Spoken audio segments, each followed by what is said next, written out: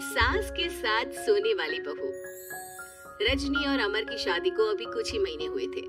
अमर अपनी पत्नी रजनी से बहुत प्यार करता था। शुरू के कुछ दिन तो सब कुछ ठीक ठाक चलता रहा, लेकिन फिर छोटी छोटी बातों पर अमर और रजनी का झगड़ा होने लगा। अरे, तुमने फिर से गीला टॉवेल बेड पर डाल दिया। कितनी बार तुमसे कहा है कि सारा बेड गीला हो जाता है। अरे गुस्सा क्यों कर रही हो? गलती हो गई मुझसे, अगली बार ध्यान रखूंगा। बस हर बार पर बस यही कह के चल देती हो। सारा दिन सफाई तो मुझे करनी पड़ती है ना। देखो रजनी, इस तरह नाराज मत हो। मैंने कहा ना, मैं ध्यान रखूंगा आगे से। और फिर रात के वक्त रजनी अपना बिस्तर उठाकर बेडरूम से बाहर जाने लगती है। अरे क्या हुआ रजनी? सुबह वाली बात पर अभी तक नाराज हो क्या? नहीं, ऐसी कोई बात नहीं है। तो फिर तुम अपना बिस्तर लेकर कहाँ जा रही हो? मैं मम्मी जी के कमरे में सोने जा रही हूँ। मम्मी जी अकेली है ना। अरे कैसी बात करती हो रजनी? शादी के बाद लड़कियाँ अपने पति के पास अपने बेडरूम में सोती हैं। सास के पास कौन सोता है? मैंने कहा ना, मेरा मन कर रहा है इसलिए मैं मम्मी जी के पास सोने जा रही हूँ। अरे रजनी, मेरी बात तो सुनो यार। मेरा भी तो मन करता है ना तुमसे प्यार करने का, तुम्हारे साथ रहने का। ऑफिस से थका हारा आया हूँ और तुम मम्मी जी के पास सोने जा रही हो। देखो, मुझे आज अपनी सास के पास सोने का मन है और मैं जा रही हूँ। इतना कहकर रजनी अपनी सास के साथ सोने के लिए उनके कमरे में चली जाती है। रजनी बेटा, तुम यहाँ? मम्मी जी, क्या मैं आपके पास सो सकती हूँ? हाँ हाँ बेटा, क्यों नहीं, क्यों नहीं, बिल्कुल सो सकती हो। लेकिन सब ठीक तो है ना? अमर के साथ झगड़ा हुआ है क्या? नहीं नहीं मम्मी जी, मैं रोज रोज इनके साथ उस कमरे में सोकर बोर हो चुकी हूँ। थोड़ा सा चेंज हो जाएगा इसलिए आपके पास सो जाती हूँ। आपको कोई ऐतराज हो तो बता दीजिए। अरे नहीं नहीं बेटा, ऐसी कोई बात नहीं, सो जाओ। और फिर अगले दिन। अमर बेटा, तुम्हारा रजनी के साथ कोई झगड़ा हुआ है क्या? नहीं तो मम्मी, ऐसे तो कोई बात नहीं है। क्यों, क्या हुआ? अरे वो कल रात मेरे कमरे में सोने आ गई थी तो मुझे लगा सब ठीक तो है ना बेटा? नहीं मम्मी जी, वो ऐसी बस उसका मन किया होगा। कह रही थी कि मम्मी अकेली है इसलिए आपकी चिंता हो रही थी। पर अगली रात को फिर से रजनी अपना बिस्तर उठाकर सास के कमरे में पहुंच जाती है। रजनी बेटा, आज फिर से मेरे पास सोने आ गई। मम्मी जी, आपको मेरा अपने पास आना अच्छा नहीं लगता? अगर ऐसी बात है तो मैं बाहर ड्राइंग रूम में चली जाती हूँ। अरे नहीं नहीं बेटा, ऐसा कुछ नहीं है। पर अमर अपने कमरे में अकेला होगा ना?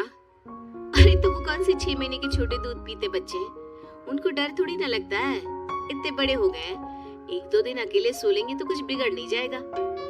और इस तरह फिर तो ये रोज की बात हो गई। रजनी रोज अपना बिस्तर उठाती, अपनी सास के पास आकर सो जाती। सास उससे कुछ इसलिए नहीं कहती है क्योंकि उसे लगता है कि बहू बुरा मान जाएगी। एक दिन सुबह सुबह, माँ मेरे लिए चाय बना दो, ऑफिस जाने का टाइम हो रहा है। अरे बेटा, तो रजनी से क्यों नहीं कह देते? मुझे उससे बात करने का बिल्कुल भी मन नहीं है। अरे आखिर क्या बात है बेटा, तुम इतने उदास क्यों लग रहे हो? देखो ना माँ, आजकल रजनी का बिहेवियर मुझे कुछ समझ में नहीं आ रहा। रोज रात को आपके पास आकर सो जाती है। अगर उसे मेरी परवाह नहीं तो मुझे भी कोई फर्क नहीं पड़ता। अमर गुस्से में ही घर से ऑफिस चला जाता है। ये देखकर सास बहुत दुखी हो जाती है। और फिर अगले दिन, मम्मी जी, मैं आ गई आपके पास सोने। हाँ बहू, सो जाओ। पर वो क्या है ना, आज मेरा पुरानी फिल्में देखने का बड़ा मन कर रहा था। कोई बात नहीं, सो जाओ, मैं पिक्चर देखती रहूंगी। ठीक है मम्मी जी। रजनी की सास तेज आवाज में अपने कमरे में टीवी चलाकर रखती है। इसकी वजह से रजनी को नींद नहीं आती, लेकिन वो पूरी रात करवट बदल बदल कर सोने की कोशिश करती रहती है। सास को लगता है कि अब रजनी उसके कमरे में सोने नहीं आएगी, लेकिन अगली रात फिर रजनी उसके कमरे में सोने के लिए पहुंच जाती है। मम्मी जी, मैं आ गई। अरे बेटा, मुझे लगा कि कल तुम ठीक से सो नहीं पाई थी। जाओ अपने कमरे में आराम से सो जाओ ना बेटा। अरे नहीं मम्मी जी, कोई प्रॉब्लम नहीं है। इतना कहकर रजनी फिर से अपनी सास के कमरे में सो जाती है। आधे घंटे बाद, बेटा जरा मेरे पैरों पर तेल तो लगा दे। ठीक है मम्मी जी। रजनी अपनी सास के पैरों पर तेल लगाकर जैसे ही सोने लगती है, आधे घंटे बाद फिर से।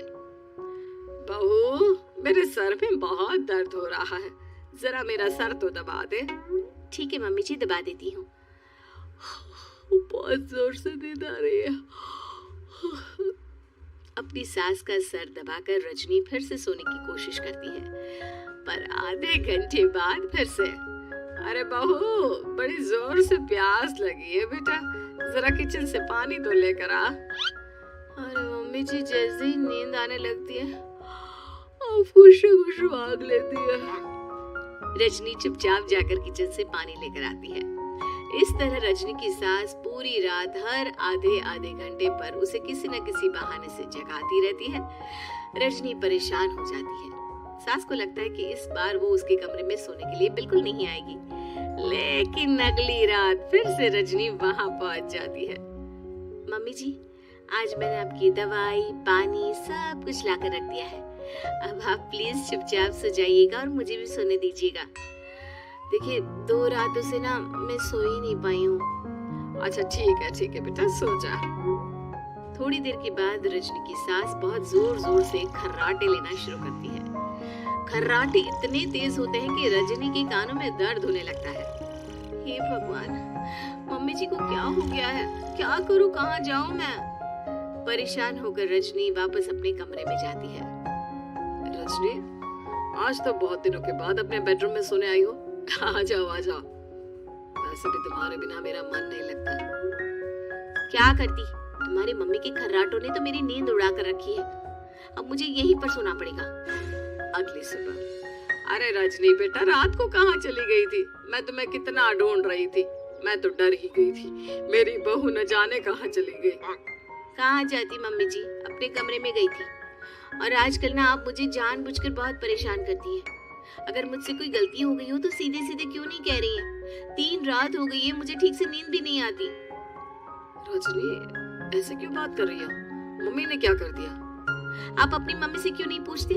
मैं बहू हूँ तो क्या इसका मतलब ये है कि दिन भर काम करो और रात में भी चैन से ना सो? रजनी बेटा, बड़ी नादान हो, इसीलिए तो जानबूझकर मैं ये सब कर रही थी ताकि तुम अपने पति के पास जाकर अपने बेडरूम में सो जाओ। शादी को सिर्फ 6 महीने हुए हैं और तुमने मेरे कमरे में आकर सोना शुरू कर दिया। यह तुम्हारी शादीशुदा जिंदगी के लिए अच्छी बात थोड़ी ना है बेटा। मम्मी, तो क्या आपने जानबूझकर ये सब किया था रजनी को समझाने के लिए? अरे तो और क्या करती, दुनिया की पहली बहू है ये जो पति को छोड़कर सास के साथ सोने चली थी। इसीलिए मुझे इसके लिए थोड़ा बुरा बनना पड़ा।